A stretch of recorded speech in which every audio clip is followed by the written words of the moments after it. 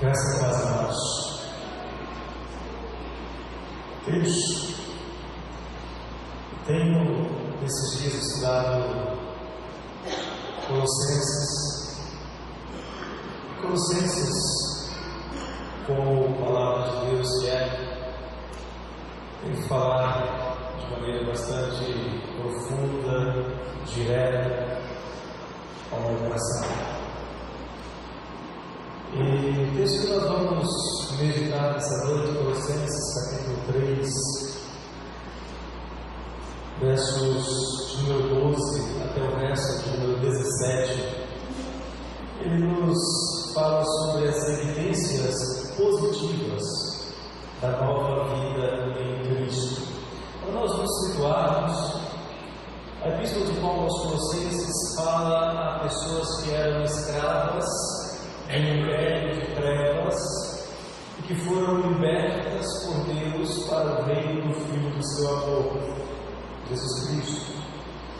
Paulo nos apresenta Jesus como aquele que nos liberta da escravidão ao pecado, ao diabo, ao mundo, às nossas próprias inclinações da carne.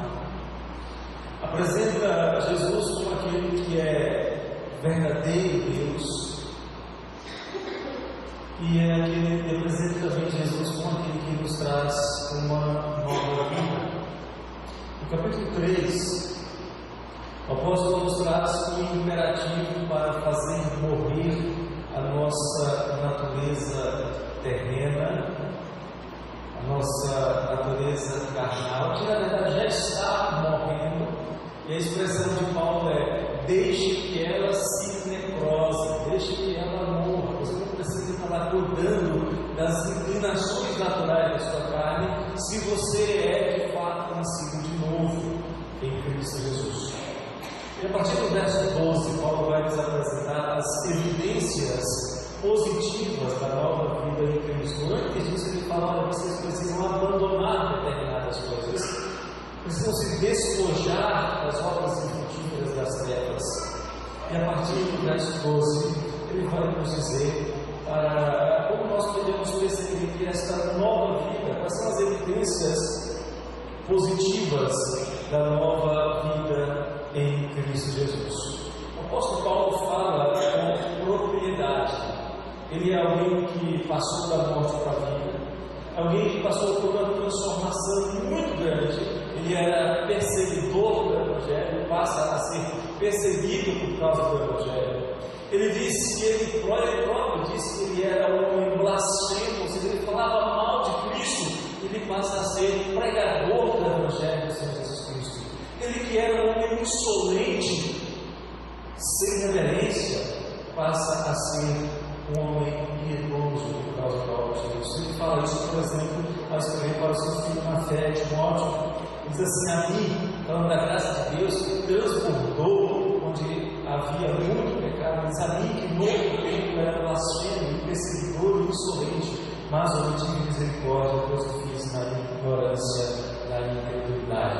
Então Paulo fala aos Colossenses para eles abandonarem as obras da carne, para eles experimentarem essa mudança completa, para eles não apenas abandonarem o que era ruim que eles faziam, mas também para que eles passassem a fazer coisas que agradassem ao Senhor Jesus por causa da nova vida, da vida de Cristo que havia neles. Vamos abrir a palavra, vamos ler Colossenses 3, versos 12 até o verso de número 17, quando Paulo diz o seguinte: revestidos, pois, como eleitos de Deus, santos e amados, de ternos afetos de misericórdia, de bondade, de humildade, de mansidão, de longanimidade, suportai-vos uns aos outros, perdoai-vos mutuamente caso alguém tenha motivo de queixa contra outrem.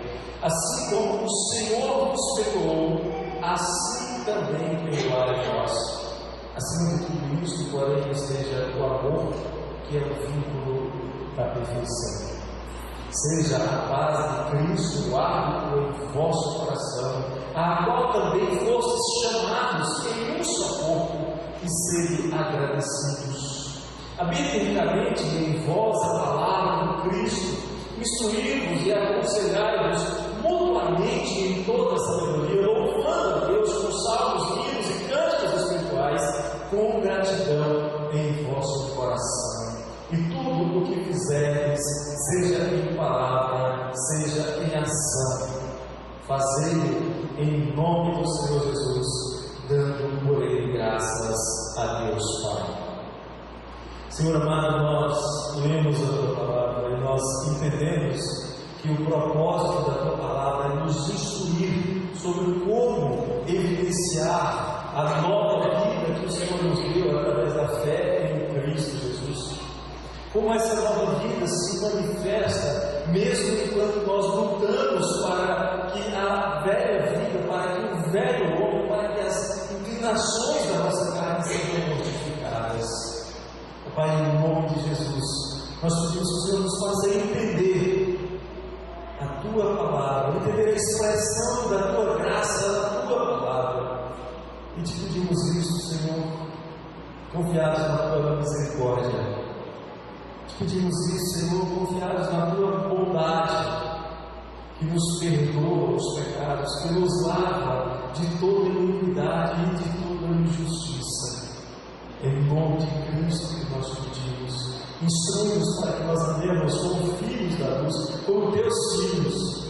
É a nossa oração, Pai querido, em nome de Jesus. Amém.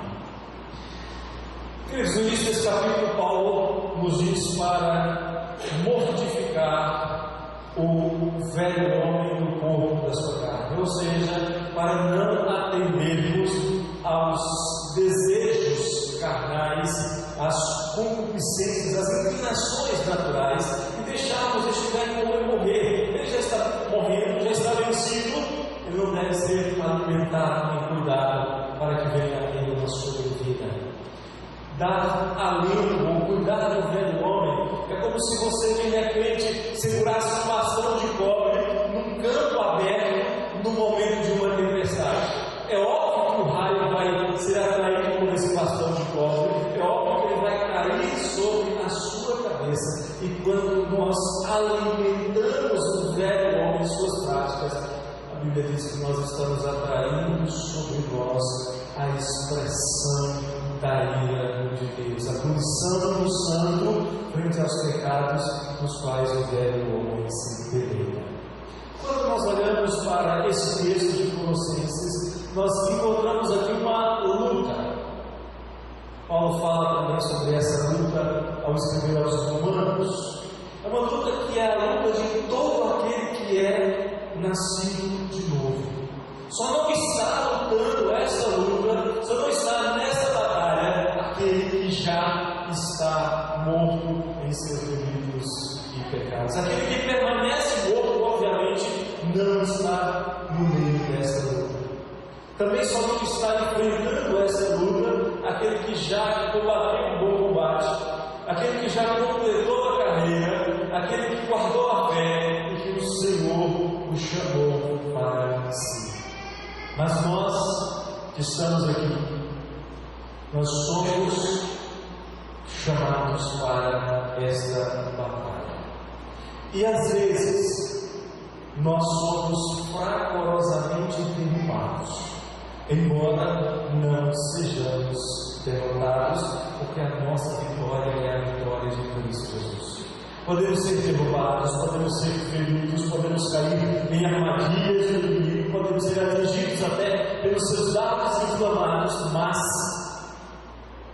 nós não seremos definitivamente derrotados, porque a nossa vitória é a vitória de Cristo Jesus. Nós obtivemos por Ele, pela fé, essa graça em ela estamos firmes, e nós nos gloriamos, não em nós mesmos, não porque nós dizemos vamos vencer a carne, mas porque nós nos gloriamos na esperança da glória de Deus através de Cristo Jesus. Porque Ele sim, Ele venceu sem ceder a nenhuma das inclinações carnais. Quando nós olhamos para o texto que nós lemos, nós nos perguntamos como é que nós podemos viver essa nova vida. Quais são as evidências de que esta nova vida está se manifestando em nós?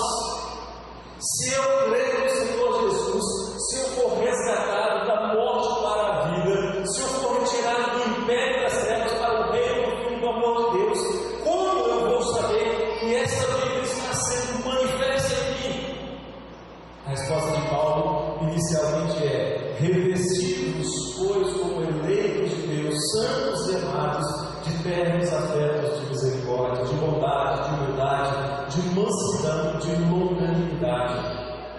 O verbo que nós vemos aqui, revestir, é um verbo que está na língua original no médio, é uma expressão de reflexibilidade. Ou seja, Paulo está dizendo: você deve sim se revestir, você deve se esforçar, mas você vai estar sendo revestido. É algo que vai estar sendo colocado sobre você. É mais ou menos aquilo que acontece quando nós vamos vestir uma criança e nós pedimos que essa criança erga os braços, e nós então vamos colocando a roupa sobre os braços e sobre a cabeça dessa criança e vamos descendo essa roupa até que ela esteja vestida. Ela colaborou, ela fez algo que precisava ser feito, ela se deixou revestir. E Paulo está dizendo que nós precisamos deixar-nos revestir dessa nova vida que vem de Deus. Por que isso? Porque somos, segundo a palavra, eleitos de Deus. É um revestimento que vem para aqueles que foram eleitos de Deus desde antes da fundação do mundo. Deus nos escolheu nele, desde antes da fundação do mundo, e nos escolheu para sermos santos e irrepreensíveis perante Ele. E em amor nos predestinou para Ele mesmo, para nos adotar como filhos por meio de Jesus Cristo. E Paulo diz: amados, deixem-se revestir, mas revistam-se também. Vocês são eleitos de Deus, chamados para serem santos, são alvos do amor de Deus. E a vossa vida, a vida dos eleitos de Deus, a vida dos santos de Deus, a vida dos amados de Deus, a nova vida, vai se expressar em ternos afetos. Expressão ternos afetos indica sentimentos que vêm do interior, sentimentos que vêm lá do mais interior do homem, sentimentos verdadeiros, sentimentos que não podem ser falsificados, sentimentos que não podem ser fingidos, sentimentos que não podem ser imitados. E Paulo vai nos dizer que sentimentos são esses: misericórdia, bondade, humildade, mansidão, longanimidade, em contraste com os sentimentos que eram encontrados no velho homem: ira, porfia, rancor, inimizade. Paulo vem nos dizer que no novo homem, aquele que nasceu segundo Deus, nós vamos encontrar novos sentimentos. Sentimentos que buscam abençoar e não amaldiçoar. Sentimentos que buscam servir e não explorar. Sentimentos que demonstram o caráter de Cristo, aquele que veio para servir e não para ser servido, aquele que veio para dar a sua vida em resgate de pecadores e não para esmagá-los. Esses sentimentos vão brotar verdadeiramente no coração, no íntimo daquele que nasceu de novo. Mas não vão aparecer, mas não vão ser o habitual, o normal na vida do homem carnal, porque ele não recebeu um novo coração, ele não recebeu um novo espírito, ele não recebeu um novo princípio de vida, ele não experimentou o amor de Deus, ele não tem discernimento das coisas de Deus. É um novo estilo de vida, que vai se expressar num contraste absoluto contra as antigas obras da carne que abundavam no velho homem. Ações de compassiva misericórdia com seus semelhantes, ação de benigna integridade moral, ações de humildade no trato com o próximo, um espírito de brandura, uma paciente perseverança que contrasta com a natural atitude vingativa e irada daquele velho homem que precisa ser deixado necrosado. É assim que começa a se manifestar a mudança do velho para o novo homem. A mudança começa dentro do coração, começa nas disposições do coração, começa nas motivações do coração.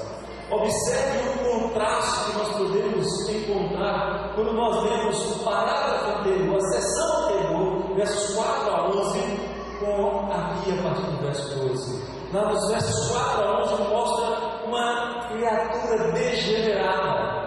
E aqui, a partir do verso 12, mostra uma criatura regenerada.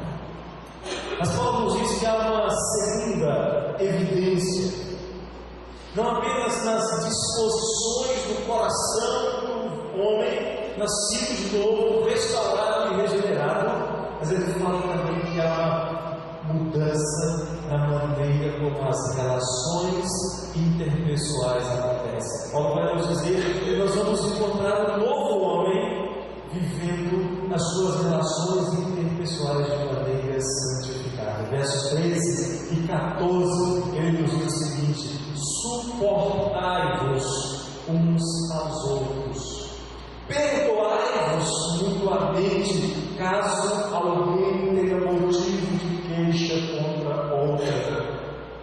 Assim como o Senhor vos perdoou, assim também perdoai-vos.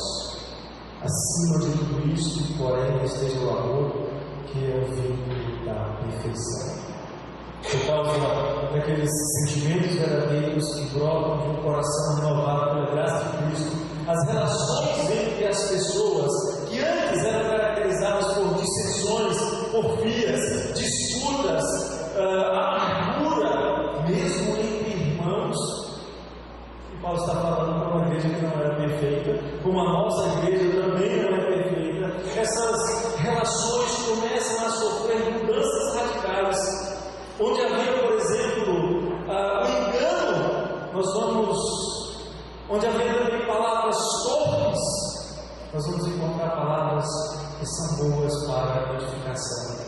Paulo disse: da boca dos crentes não deve sair nenhuma palavra torpe, sim, unicamente a que for boa para a edificação conforme a necessidade, e assim transmita graça aos que ouvem. Ao invés de palavras torpes, ao invés de palavras enganadoras, palavras abençoadoras. Ao invés de buscar derrubar o outro, de levar vantagem sobre o outro, nós vamos encontrar a ordem apostólica de suportarmos uns aos outros. Ao invés de nos afastarmos irados, Paulo diz para sermos longânimos e pacientes. Seria desnecessário Paulo falar essas coisas para uma igreja perfeita. Seria desnecessário falar isso para pessoas perfeitas. E é exatamente por isso que Paulo fala para crentes. Porque crentes são aqueles que se reconhecem doentes. Crentes são aqueles que se reconhecem imperfeitos. Crentes são aqueles que se reconhecem carentes da graça de Deus, carentes da atuação e do sustento do Espírito Santo. A igreja de Colossos não era perfeita. As igrejas descritas no Novo Testamento não eram igrejas perfeitas. E a nossa igreja, se você quer saber, se você quer ver onde a sua igreja é imperfeita, basta que você se olhe no espelho. Igreja perfeita somente no dia glorioso, no último dia do Senhor Jesus.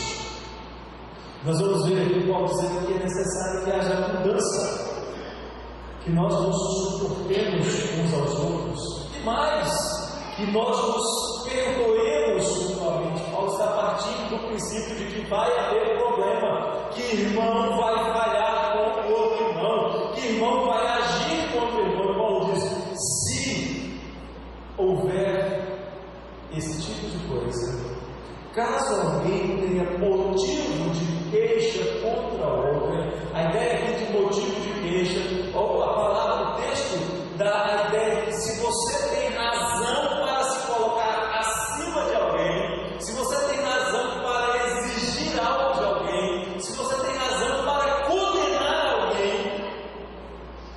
perdoe.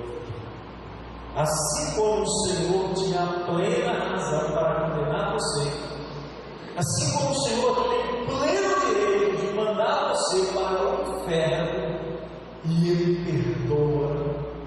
Paulo diz: assim como o Senhor nos perdoou, assim também perdoará. E por quê? Ó Deus, por causa do amor de Deus que é derramado nos nossos corações. Porque em Cristo nós somos feitos irmãos. Nós passamos a viver uma nova relação de humanidade. Para nós há um só Deus, o Pai, de quem são todas as coisas e para quem todos nós existimos. Há um só Senhor Jesus Cristo. Nós vemos em Isaías 53 que levou sobre si as nossas dores e enfermidades. E por Cristo são todas as coisas que nós também. Por causa de sermos um só em Cristo, de termos um só Senhor, de sermos irmãos, ninguém deve julgar-se no direito de, mesmo com razão, acusar o próprio irmão antes deve perdoar. Deixa que o diabo acuse e seja envergonhado, mas você é chamado. Se de fato nasceu de novo, você é chamado para perdoar da mesma maneira que você foi perdoado. Um perdão incondicional, um perdão livre, um perdão gracioso. Nós só perdoamos de fato quando somos movidos pelo amor de Deus, que perdoou quem não merecia e que uniu a todos, embora diferentes, em um só corpo, o corpo de Cristo. Assim, a segunda evidência de que a nova vida está se manifestando é quando a igreja suporta-se mutuamente, quando a igreja demonstra amar uns aos outros, é quando a igreja perdoa uns aos outros. Mas há mais. Versos de número 15 diz: seja a paz de Cristo o árbitro em vosso coração, a qual, a paz, também fostes chamados em um só corpo e sede agradecidos. Paulo vai dizer que esta nova vida, ela vai se manifestar numa vida pacífica, numa vida de gratidão a Deus por ter sido chamado a estar em paz com Deus.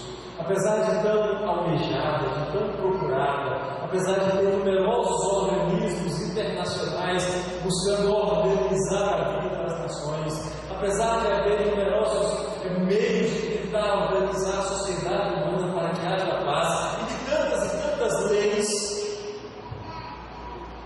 os dados que nós temos indicam que na história do planeta Terra nunca houve um período em que não houvesse guerra.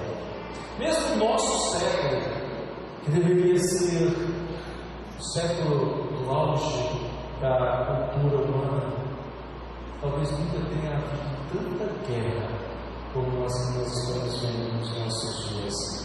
Nós somos surpreendidos a cada dia por imagens sangrentas, que às vezes nos deixam envergonhados de nos chamarmos de seres humanos, então nós vemos que nós somos capazes de fazer. A coroa da criação de Deus, capaz de fazer obras vis, repulsivas, atrozes.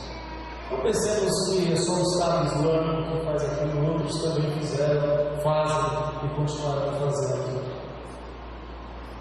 Quando dois irmãos não conseguem se entender, alguém tem que se colocar no meio para fazer a intermediação. E Cristo, a Bíblia nos diz, Paulo nos diz que Cristo percebeu, Deus sabendo que nós não conseguimos estar em paz com Ele, Deus envia Cristo. E Cristo vem e evangeliza e anuncia a paz. No seu corpo, Ele alcança a paz por nós e mais, Ele nos dá a paz. Não a paz semelhante à paz do mundo, porque essa é inalcançável, mas a paz que vem dele e que nos enche o coração. Quando nós olhamos para os anúncios da vida de Jesus, o primeiro anúncio já falava de paz. É óbvio que Cristo estava falando de paz entre os piedosos, de paz entre os homens que foram chamados a estar em paz com Deus e esses homens em paz com Deus. É óbvio que Cristo estava falando que os crentes experimentariam paz no mundo. Aliás, ele mesmo disse: para nós não pensarmos que Ele veio trazer paz à terra, veio para trazer espada. Mas a paz de Deus, a paz que é experimentada por aqueles que nasceram de novo, a paz que é experimentada por aqueles que foram se deixando revestir de ternos e de verdadeiros afetos, é uma dádiva de Deus para os seus eleitos, porque foram chamados a serem um só em Cristo Jesus. Essa disposição para buscar a paz é uma característica que surge do fato de que nós estamos em Deus, e Deus nos dá essa paz. E essa paz chega a nós em todas as circunstâncias, mesmo aquelas em que a maioria das pessoas julgam que nós somos os mais infelizes de todos os homens. Paulo escreveu aos Tessalonicenses, diz: o Senhor é com todos vós. Paz com Deus, paz com os demais eleitos, santos e amados, não é algo opcional. Você não tem o direito de olhar para os seus irmãos e eu estou em paz com fulano, eu estou em paz com Beltrano, mas eu não quero estar em paz com ciclano. Você não tem esse direito. Você não tem esse direito. Sabe por quê? Hebreus 12:14 diz que a paz e a santificação são condições para que nós vejamos o Senhor. A paz de Deus independe das circunstâncias. A paz que move os crentes para mais perto do seu próximo. É a paz que abençoa o crente no processo de santificação, um ajudando o outro. É a paz que leva o cristão a uma vida de gratidão a Deus, porque ele não é mais considerado inimigo de Deus, ele não é mais alvo da ira de Deus, e ele que andava sozinho sem Deus no mundo agora faz parte de uma nova família, a família de Deus. Isso vai resultar numa quarta evidência. Verso 16: habite ricamente em vós a palavra de Cristo, instruí-vos e aconselhá-vos mutuamente em toda sabedoria, louvando ao Senhor com salmos, hinos e cantos espirituais, com gratidão em vosso coração. A nova vida vai se expressar em edificação e adoração comunitária. Você está em paz com seus irmãos. Agora você quer, junto com eles, conhecer mais da palavra de Cristo. Você quer, junto com eles, adorar a Cristo, porque são todos parte de um mesmo povo. O apóstolo Paulo afirma, em um determinado momento da sua carreira, ele afirma que lutava constantemente contra o pecado que habitava no seu corpo. Ele orienta os crentes, e muito provavelmente ele só fazia essa orientação porque ele também buscava isso. Ele orienta os crentes a fazer morrer a sua natureza terrena. Paulo diz que esmurrava o seu corpo e o reduzia à escravidão. Paulo diz que quando o pecado alcançava, ele nem mesmo compreendia a sua maneira de agir, porque ele fazia aquilo que ele não queria fazer, e isso não servia de desculpa para ele. Essa realidade que Paulo demonstra de lutar contra o pecado, e às vezes ser vencido pelo pecado, é uma realidade que é comum a todos nós. Mas nós somos lembrados pela Escritura que nós temos advogados junto ao Pai. Ao invés de Paulo parar em Romanos 7:24, exclamando: desventurado o homem que sou, quem me livrará do corpo dessa morte? Ele continua, ele diz: ok, eu tenho uma nova vida em mim, eu tenho uma nova lei, o Espírito da vida está em mim, e em Cristo Jesus eu fui liberto da lei do pecado e da morte. O que Paulo está dizendo é que nele habitava ricamente a palavra de Cristo, e ele foi instruído por Cristo, e ele instruía e aconselhava outros irmãos em toda a sabedoria. O que Paulo está dizendo é que aquilo que ele havia recebido de Deus, ele passava adiante para que outros também fossem edificados. E a igreja, a natureza da igreja é esta: uma comunidade de santos e amados, de eleitos de Deus, que se edificam mutuamente em toda a sabedoria. Mas não apenas isso, é uma comunidade que louva ao Senhor.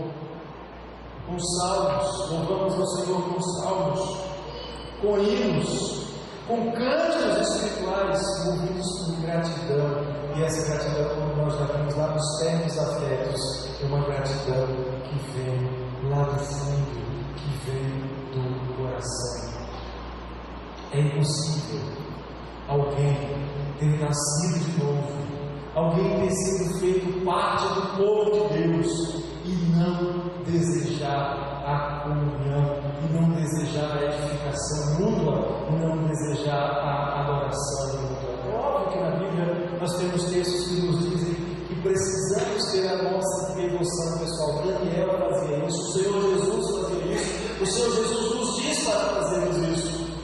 Mas o padrão para a igreja é perseverar na comunhão, no partir do pão, nas orações, no louvor, na adoração. Nós somos exortados a nos exortar. É interessante isso. Nós somos exortados a nos exortarmos, a não deixar de congregar, a estar junto em comunidade, edificando-nos mutuamente e juntos louvando ao Senhor.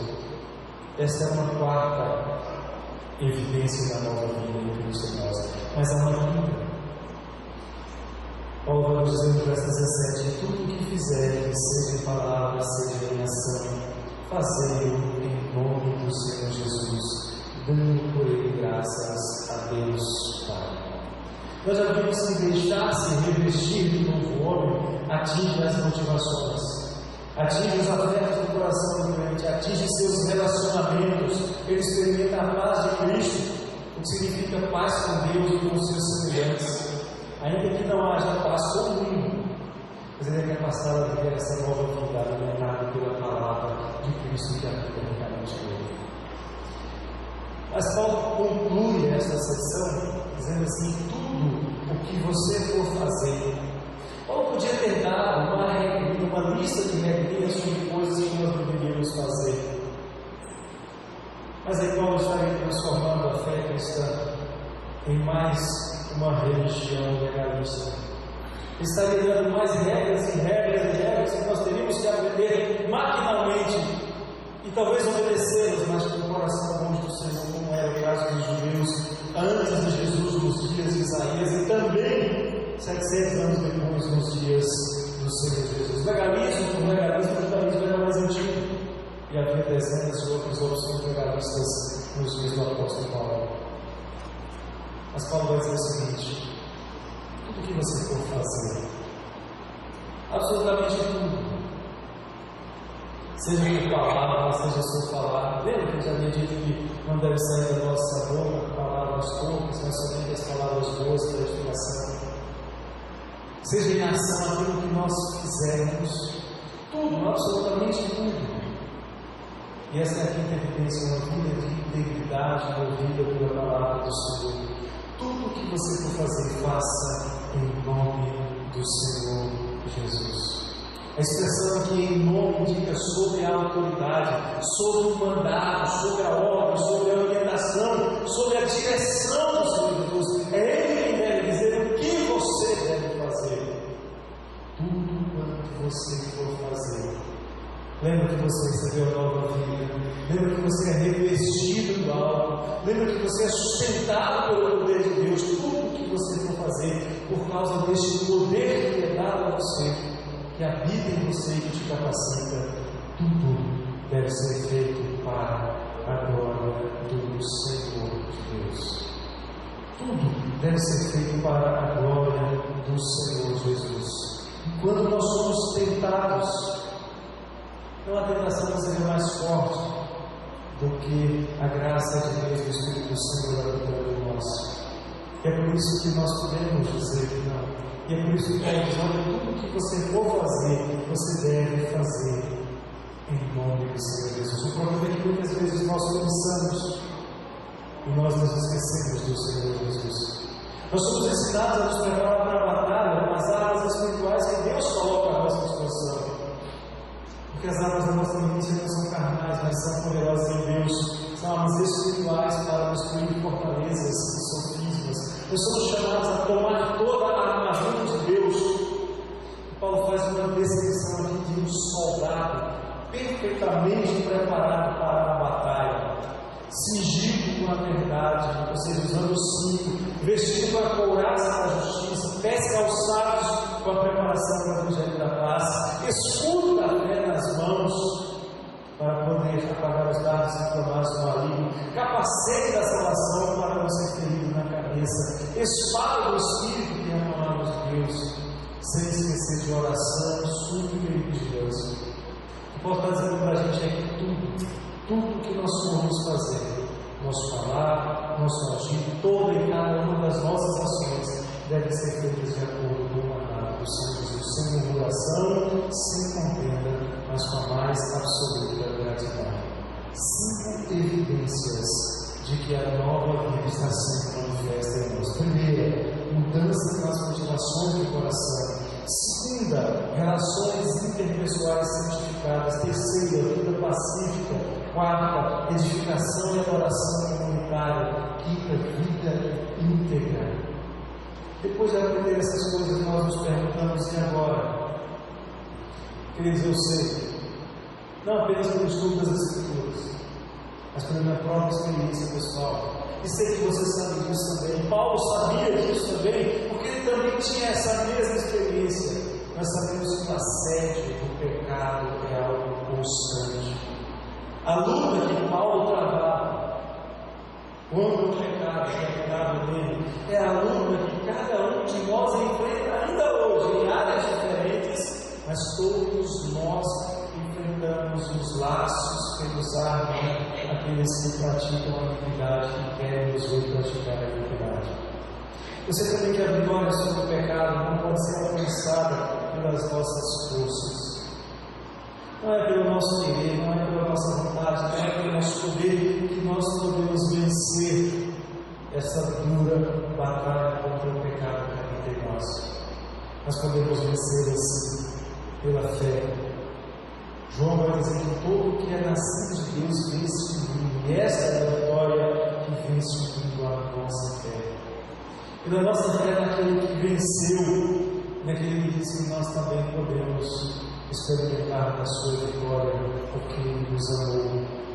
E se nós não conseguimos fazer tudo como nós deveríamos fazer, lembremos que nossas disposições interiores do coração são santificadas pela graça de Deus.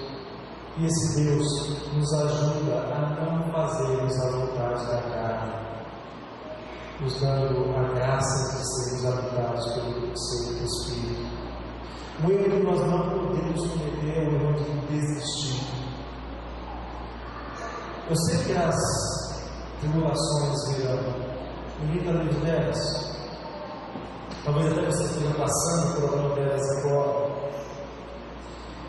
Eu sei que as tentações virão, talvez você esteja enfrentando-as. Eu sei que as quedas virão, talvez você esteja prostrado agora.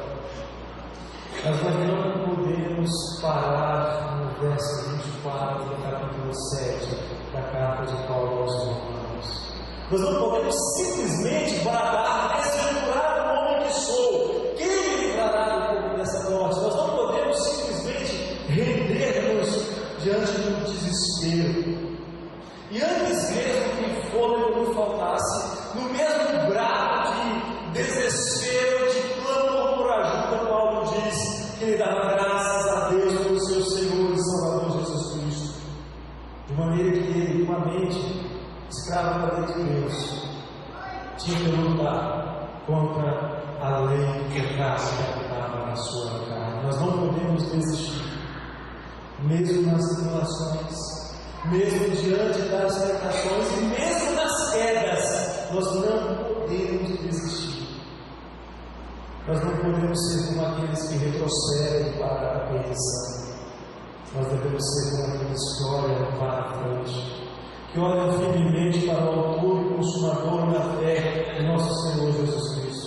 Nós temos que fazer como Paulo diz: irmãos, eu não julgo a mim ter alcançado aquilo que deveria ser, mas uma coisa faço: eu me esqueço das coisas que para trás ficam, eu avanço para aquelas que diante de mim estão, eu prossigo para o alvo, para o prêmio da esperança da vocação de Deus em Cristo Jesus.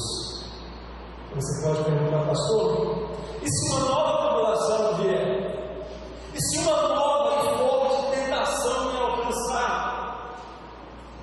E se uma nova queda acontecer, façamos como Paulo. Abra sua Bíblia na segunda carta de Paulo aos Coríntios, capítulo 4, versos 8 a 11. Segundo os Coríntios 4, versos 8 até o verso de número 11. O apóstolo Paulo nos diz o seguinte. Eu convido a igreja a colocar a gente aí, vamos ler esse texto, concluindo a mensagem desta noite. Segundo os Coríntios 4, versos 8 a 11, nos diz assim: em tudo somos atribulados, porém não angustiados, perplexos, porém não desanimados,